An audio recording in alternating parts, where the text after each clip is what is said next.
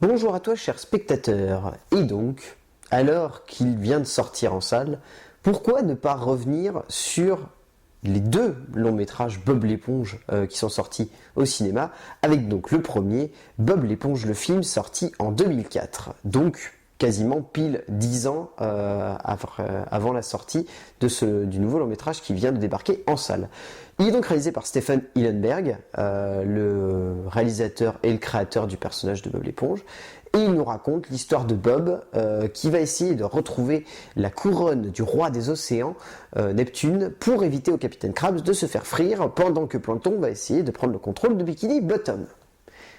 Voilà. C'est magnifique des scénarios comme ça.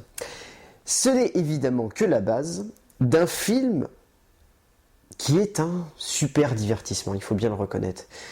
Il a beau avoir plus de 10 ans ce long métrage, la technique n'a pas pris un trait, puisqu'on est habitué à ce genre de dessin-là, et il y a une élégance et une simplicité qui se dégagent de ce long métrage qui sont absolument confondantes.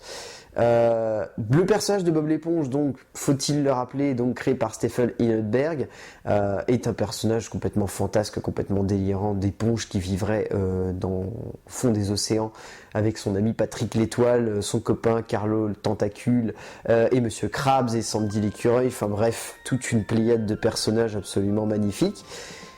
Et surtout, c'est donc un personnage pour les enfants à la base.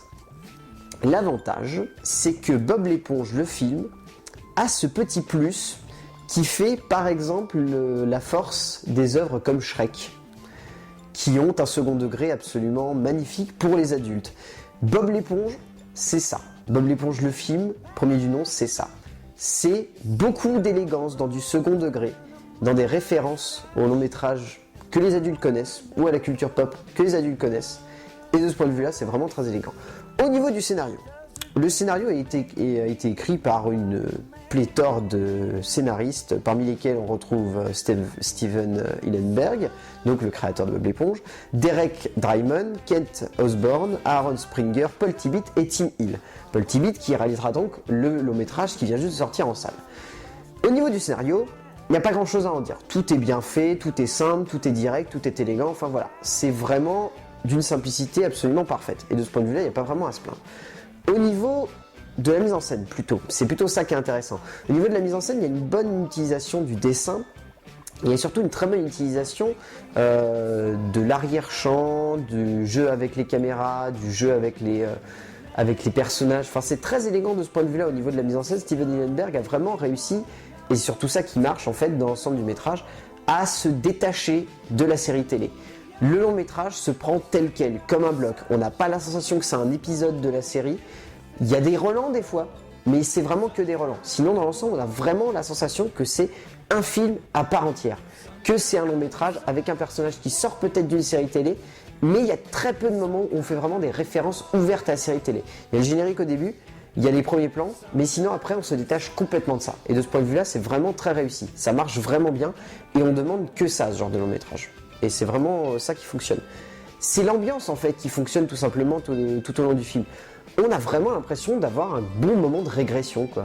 De se prendre vraiment pour des gros gamins, et c'est ça qui fait du bien. On est des bons gros gamins qui regardent un bon gros film bien con, et c'est tout ce qu'on demande. Et ça marche vraiment bien. C'est vraiment simple, c'est vraiment élégant, et c'est tout ce qu'on demande à ce genre de métrage, tout simplement, d'habitude. Et on l'a pas souvent. Là, on adore les vannes, les références qui sont faites tout au long du métrage. C'est ça qui fonctionne. C'est ce genre de référence à la pop culture qui fait qu'un bon dessin animé peut être à la fois un bon long métrage avec un scénario simple et juste, avec une trame narrative qui peut être considérée comme classique, mais qui fonctionne, et c'est tout simplement ce qu'on demande, et une mise en scène qui arrive à se détacher de la série télé et à créer vraiment un univers à part entière. Et c'est ça qui marche. On ne demande pas plus à ce genre de métrage. Au niveau du reste, il n'y a pas grand chose à en redire. Si on devait peut-être évoquer un défaut, ça serait le rythme un peu bâtard du métrage, la tendance un petit peu grossière à pas arriver à développer les personnages secondaires, à vraiment trop se concentrer sur Bob l'éponge et Patrick l'étoile. De ce point de vue-là, c'est un petit peu dommage parce qu'on perd en singularité et on perd en élégance au niveau du développement des autres personnages qui sont tout aussi intéressants que les deux, et c'est un peu dommage de ce point de vue-là. Et on pourra toujours reprocher une mise en scène qui parfois utilise des effets un petit peu trop appuyés et ça marche pas forcément. mais il faut l'avouer que pour rien que la scène de fin, tout le long métrage vaut le coup. Au niveau des acteurs, pas grand chose à en dire, les doubleurs de la série sont vraiment élégants. On signalera surtout que Tom Kenny, donc le doubleur de Bob l'éponge, est vraiment bon. Il arrive vraiment bien à camper le rôle de Bob l'éponge, et là il le maîtrise bien. Sur 1h30, c'est pas la même chose que sur un petit long métrage, sur un petit épisode de série de 10 minutes. Donc de ce point de vue-là, on peut avoir un certain respect pour lui. Et surtout, gros caméo dans celui-là, puisque nous avons carrément David Hasselhoff qui intervient dans le film. Et rien que pour ça, ça vaut le coup. Parce que son interprétation est vraiment exceptionnelle, il faut le reconnaître.